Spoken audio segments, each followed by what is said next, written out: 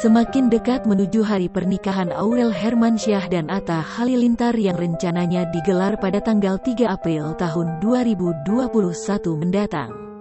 Keluarga Aurel disibukkan dengan berbagai persiapan pernikahan.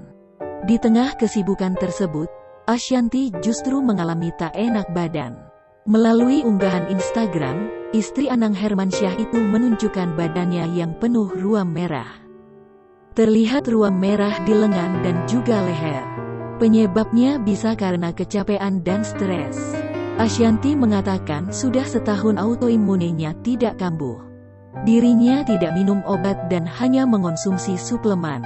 Ibunda Arsy Hermansyah itu memberikan saran pada orang yang memiliki gejala sama untuk cek ke dokter.